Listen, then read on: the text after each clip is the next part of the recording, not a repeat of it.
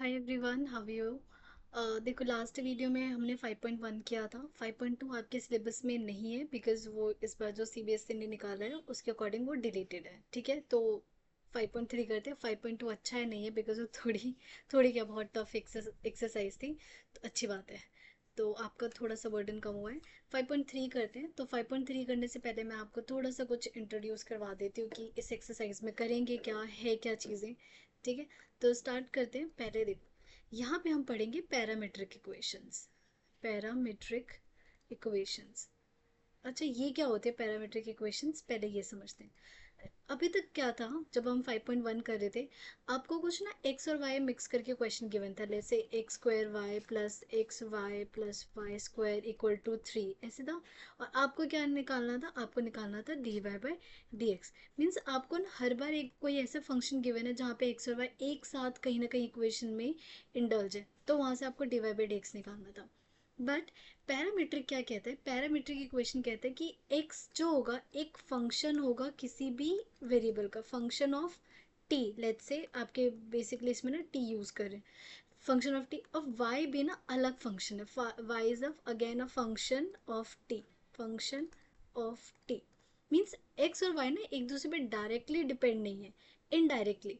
Means x एक T का function, Y भी एक टी का फंक्शन है, और जब इन दोनों टी को आप रिप्लेस करते हो ना, तो ऑटोमेटिकली एक्स और वाई में एक रिलेशन आ जाता है। ठीक है, लेकिन एक्सप्लिसिटली आपको ना एक्स टी का फंक्शन देंगे, वाई टी का फंक्शन देंगे, और फिर आपको बोलेंगे कि अब आप निकालो d Y by D x, अब ये निकाल के दिखाओ। सो इस केस में एक तो पहली प्रॉब्लम ये आती है, यहाँ फंक्शन ऑफ टी लिख लेती हूँ, वाई ले लेती हूँ जी ऑफ टी, मतलब अलग अलग फंक्शन से मिलके बने।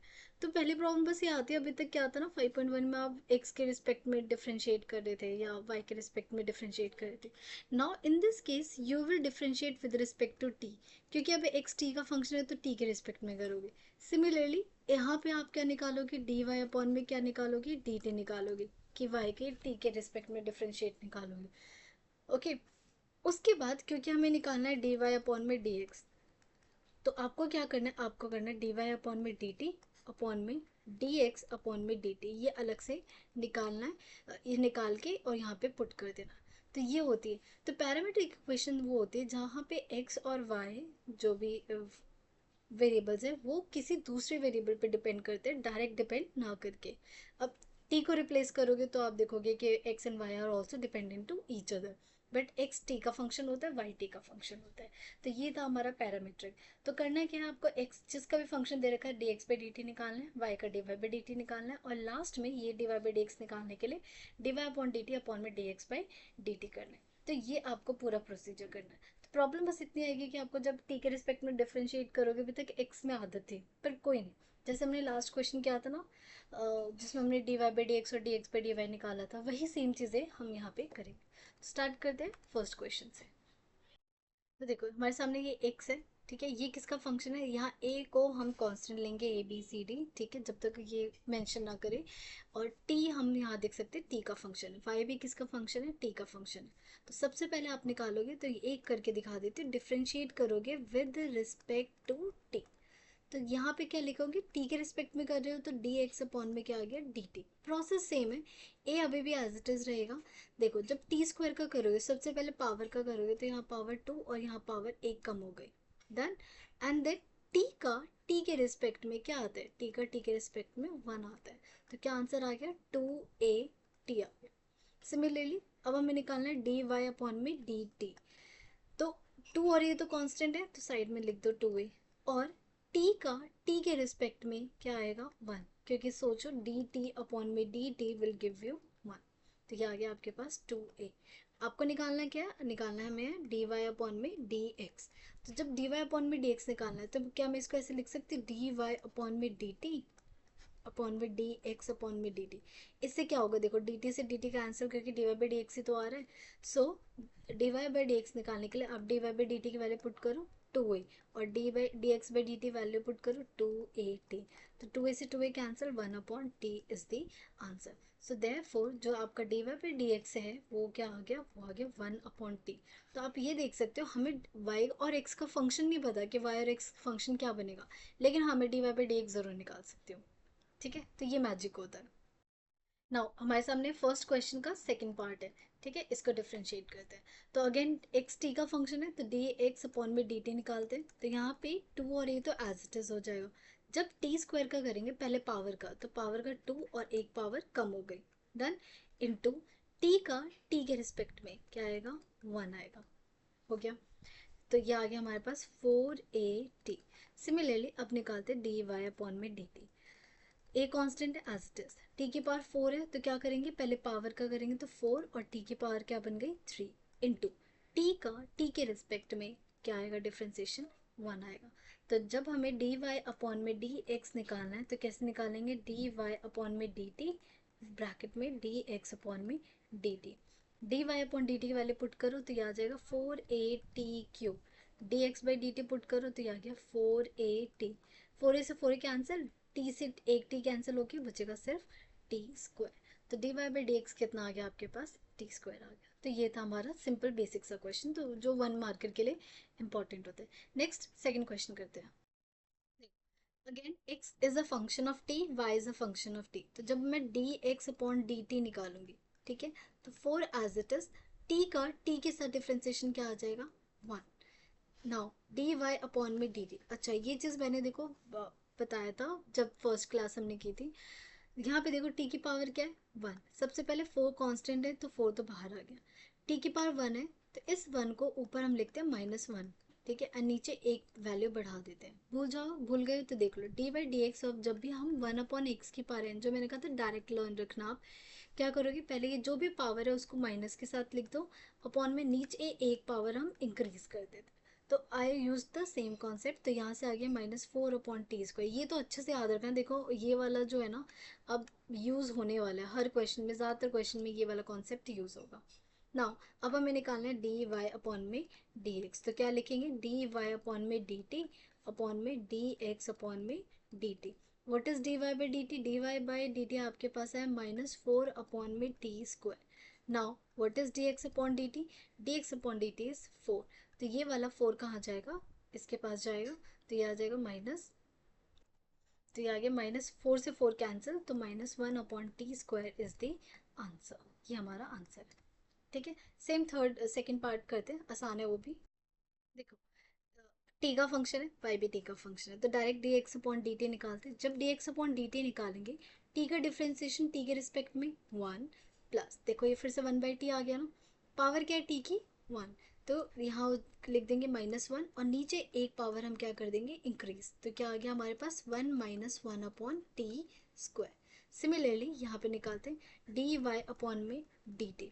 टी का डिफ्रेंसिएशन टी के रिस्पेक्ट में वन माइनस, अब ये फिर से सेम आ गया, तो ये हो जाएगा माइनस वन और नीचे टी स्क्वायर। तो क्या आंसर आ गया, one plus one upon T square. So finally जब हम डी वाई अपॉन में डी एक्स निकालेंगे तो क्या हो जाएगा, डी वाई अपॉन में डी टी अपॉन में डी एक्स अपॉन में D T. So D Y by D x कितना आ गया हमारे पास, D Y by D T है हमारे पास one plus one upon T square और one minus one upon T square.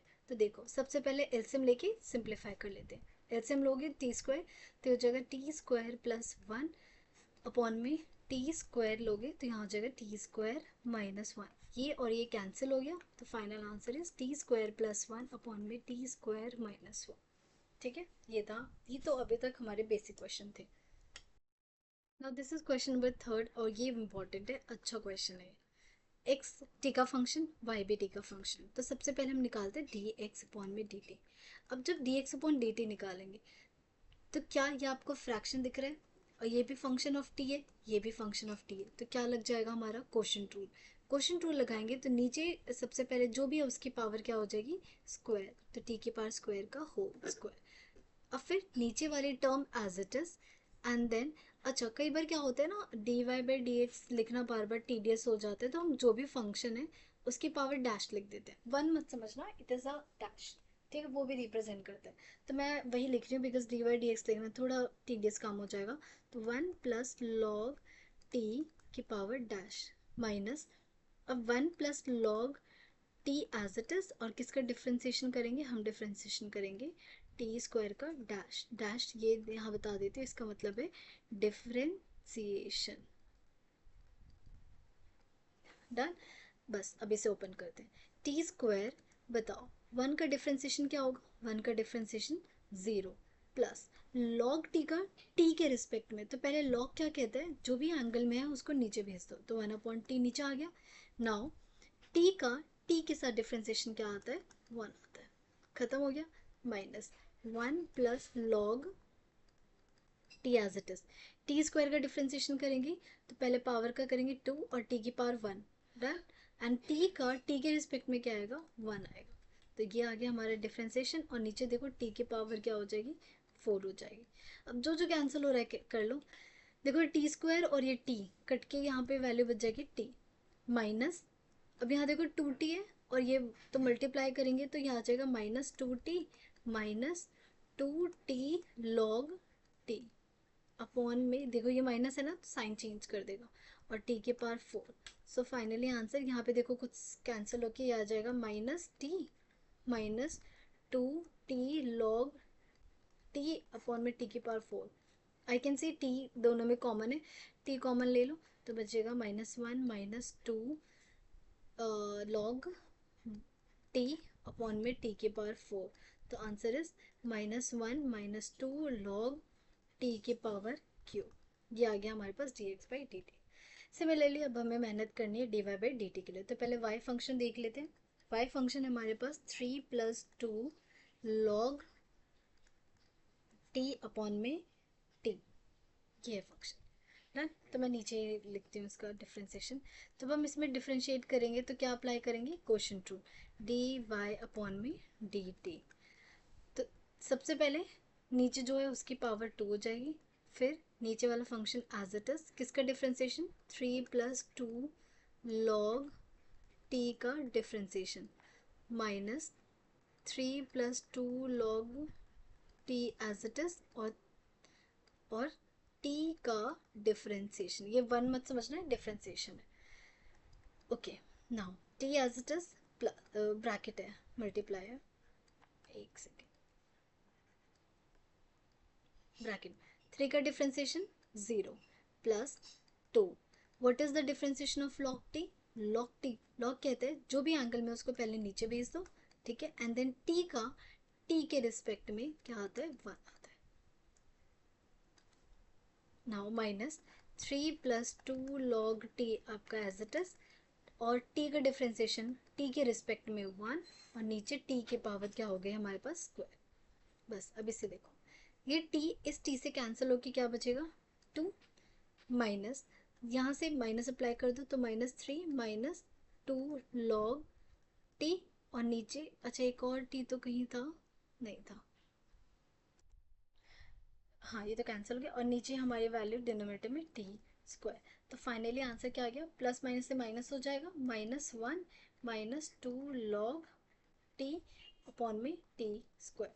Therefore अगर मैं dy/dx निकालना चाहूँगी तो कैसे निकालेंगे,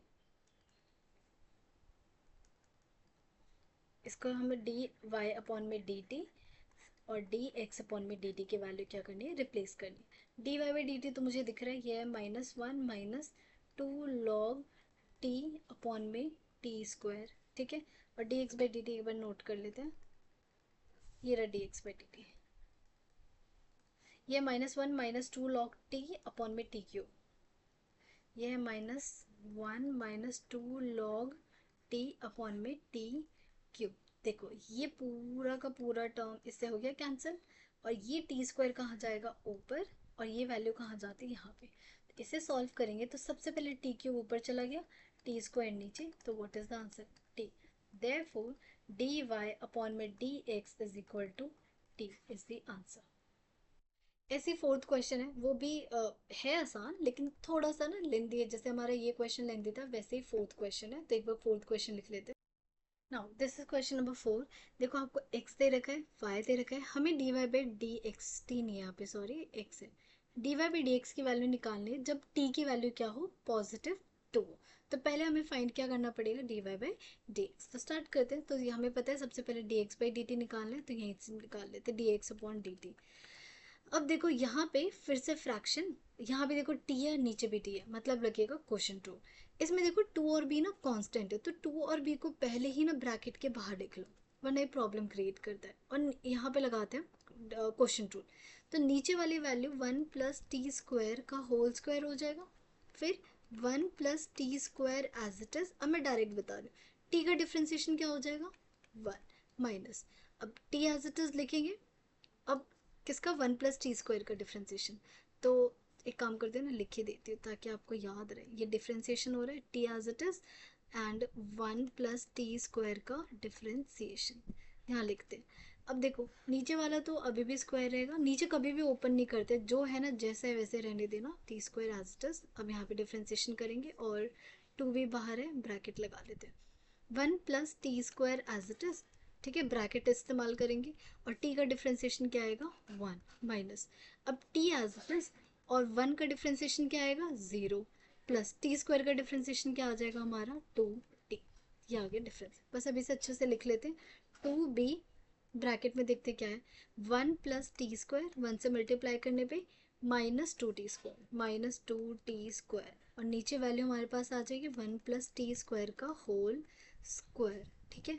तो ये आंसर आ गया 2b, और प्लस माइनस माइनस हो जाएगा तो 1 - t² अपॉन में 1 + t² का होल स्क्वायर, बस यहाँ पे छोड़ दो, ठीक है। अब हम करते हैं y हमारे पास a 1 - t², 1 + t² और dy/dt हमें क्या करना है, फाइंड करना है।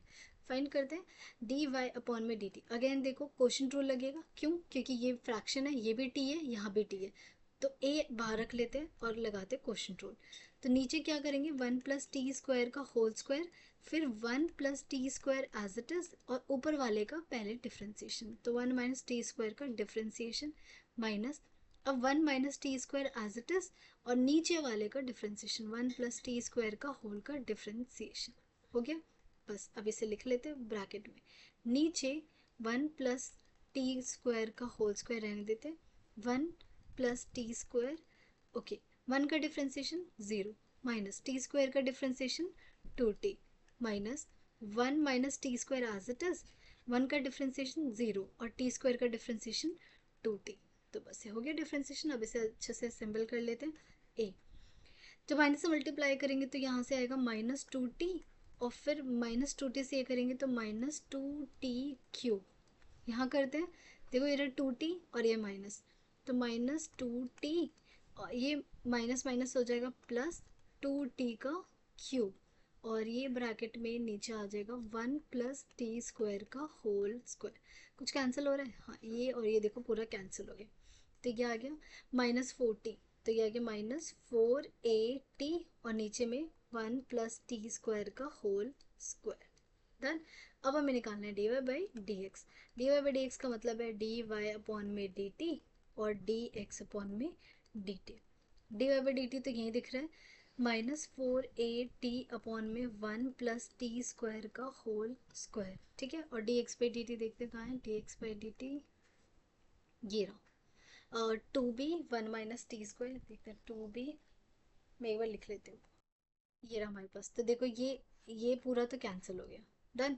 अब हमारे पास बची ये वाली वैल्यू, तो देखो ये तो ऊपर जाता है और ये यहाँ जाएगा, मैं यहाँ कर देती हूँ मार्क, यहाँ जाएगा और ये यहाँ पे जाएगा, तो ये हो गया हमारे पास -4at और नीचे 2b 1 - t², डन। अब t की वैल्यू क्या बोला था इन्होंने पुट करने के लिए, 2 बोला था, तो d ऐसे लिखते हैं dy/dx, एक लाइन ड्रॉ कर देते हैं और लिख देते हैं t = 2, तो ये हो जाएगा -4a2 अपॉन में 2b 1 - t², मतलब 2 का स्क्वायर विच इज 4।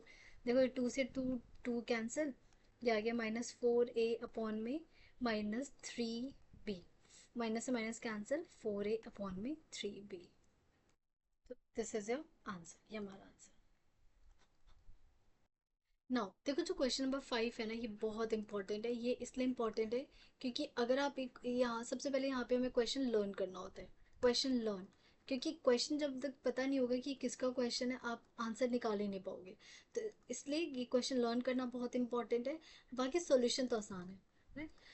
अब देखो यहाँ पे ना ये बोला है इसको डिफ्रेंशिएट करो इसके रिस्पेक्ट में। अभी तक हम किसी भी फंक्शन को डिफ्रेंशिएट करते हैं एक्स के रिस्पेक्ट में, बट यहाँ पे क्या दे दिया इन्होंने, x² दे दिया। तो बेसिकली क्या होता है, ये क्वेश्चन ना है पैरामीट्रिक का लेकिन ये दिखा नहीं रखा, means you need to convert this into a parametric form और फिर उसके बाद क्या करना है, डिफ्रेंशिएट करना है। तो देखो करते क्या है, इसमें आपको ना सिंपली कुछ चीज़ें अज्यूम करनी होती है। आप ना इसको अज्यूम करोगे यू फंक्शन, यू फंक्शन लिख देती हूँ, और इसको अज्यूम करोगे वी फंक्शन। दो फंक्शन अज्यूम कर लिया। अब आपसे क्या बोला है, इसको डिफ्रेंशिएट करो, मतलब मैं यहाँ लिखती हूँ differentiate u with respect to v. तो क्या ये बेसिकली इसकी बात नहीं कर रहा, डी यू अपॉन में डी वी। ये सुनो कि यू को वी के रिस्पेक्ट में करो, मतलब डी यू अपॉन में डी वी आपसे वो निकालने के लिए बोल रहा है। और आपने क्या किया, यू एक ले लिया, वी ले लिया। तो यहाँ देखो, अगर मैं यहाँ पे लिखती हूँ यू, तो u is equal to x square upon में वन माइनस एक्स स्क्वायर, और v क्या हो गया आपके पास, एक्स स्क्वायर। सो क्या आप एक चीज़ नोटिस करो, क्या आपका u फंक्शन ऑफ x है, ठीक है। सिमिलरली v क्या आपका फंक्शन ऑफ x है। और निकालना क्या है, आपको निकालना d you by D v है। तो क्या ये पैरामीट्रिक फॉर्म नहीं बन गया बस। तो अब आपको देखो क्या करना है, D you by D x निकालना है सबसे पहले, ठीक है। क्योंकि D you by D V को क्या लिख सकते हो, डी यू अपॉन में डी एक्स अपॉन में डी वी अपॉन में डी एक्स। डी एक्स से डी एक्स कैंसिल हो जाएगा, D you by D V आ जाएगा। तो बेसिकली आपने पहले इसे किस में चेंज किया, पैरामीट्रिक फॉर्म में चेंज किया, और फिर डिफ्रेंशिएट करें। तो जब भी क्वेश्चन आएगा differentiate this with respect to this, अगर एक्स के अलावा कोई और फंक्शन है तो आप हमेशा यू और वी से क्वेश्चन को सॉल्व करोगे। अब देखो जब इसे डिफ्रेंशिएट करोगे तो यहाँ पे क्या लग जाएगा, क्वोशिएंट रूल, क्योंकि ये भी एक्स का फंक्शन, ये भी एक्स का फंक्शन, ऊपर से फ्रैक्शन। तो यहाँ पे नीचे वाले का हम क्या करते हैं, स्क्वायर करते हैं, डिनोमिनेटर का स्क्वायर। अब denominator one minus x square as it is, और एक्स स्क्वायर का डिफ्रेंसिएशन, ये वन मत समझना, बार बार बोल रही हूँ। अब x square as it is and one minus x square का क्या करेंगे, डिफ्रेंसिएशन। तो यहाँ लिख रही हूँ मैं, चलो ये लिख लेते हैं, वन माइनस एक्स स्क्वायर का whole square, one minus x square as it is, ठीक है। एक्स स्क्वायर का डिफ्रेंसिएशन एक्स के रिस्पेक्ट में कर रही हूँ, ध्यान देना, तो two x. Similarly minus x square as it is, one का डिफ्रेंसिएशन जीरो, और एक्स स्क्वायर का कितना आ गया, टू एक्स आ गया। और यहाँ लिख देती हूँ differentiate with respect to X, क्यों, because this U is the function of X. अब इसे लिख लेते हैं यहाँ पे, वन माइनस एक्स स्क्वायर का whole square as it is, अब one minus x square as it is, और टू एक्स तो मल्टीप्लाई कर देना चाहिए था मुझे, तो मल्टीप्लाई कर ही लेते हैं। जब हम मल्टीप्लाई करेंगे टू एक्स से ही, तो ये क्या आ जाएगा, two x minus two x cube. अब ये देखो माइनस माइनस क्या हो जाएगा, प्लस टू एक्स क्यूब। तो ये टू एक्स क्यूब कैंसिल, तो हमारे पास आ गया टू एक्स अपॉन में वन माइनस एक्स स्क्वायर का होल स्क्वायर। डन। अब हमारे पास v क्या दे रखा है, एक्स स्क्वायर दे रखा है, तो यहाँ लिख लेते हैं। अब v is equal to x square, तो डी वी अपॉन में डी एक्स कितना आ जाएगा हमारे पास, टू एक्स। ये तो आसान था। अब हमें निकालना है क्या, डी यू अपॉन में डी वी निकालना। तो डी यू को क्या लिख सकते, D you by D x लिख सकते हैं, और हम लिख सकते हैं डी वी अपॉन में डी एक्स। अब D you by D x हमारा देखो क्या आया था, टू एक्स अपॉन में वन माइनस एक्स स्क्वायर का होल स्क्वायर, अपॉन में ये तो हमारा डी यू बाई क्या है, डी एक्स है, और v कितना आया हमारे पास, टू एक्स आया। तो ये टू एक्स कहाँ जाएगा, यहाँ पे, तो इसका मतलब टू एक्स से टू एक्स कैंसिल, ये लिख देते टू एक्स से टू एक्स कैंसिल, तो ये आ गया one upon one minus x square का होल स्क्वायर। ओके ना। तो सेम क्वेश्चन हमारा क्या होगा, नेक्स्ट पार्ट होगा, वो भी देख लेते हैं। देखो ये वाला सिलेबस में नहीं है, क्योंकि देखो यहाँ पे x की पावर x आ गया, फंक्शन की पावर फंक्शन है, तो ये यहाँ पे लॉग का कॉन्सेप्ट आ जाता है, तो this is not in your syllabus, तो ये मत करना। हाँ मेक श्योर आप अपने जितने भी एग्जाम्पल्स हैं ना इसमें, इस पर्टिकुलर एक्सरसाइज में, वो ज़रूर कर लेना। तो यहाँ पे हमारी ये वाली एक्सरसाइज भी ख़त्म हो जाती है, आसान थी एक्सरसाइज, ठीक है, प्रैक्टिस करते रहो। चलो बाय, टेक केयर।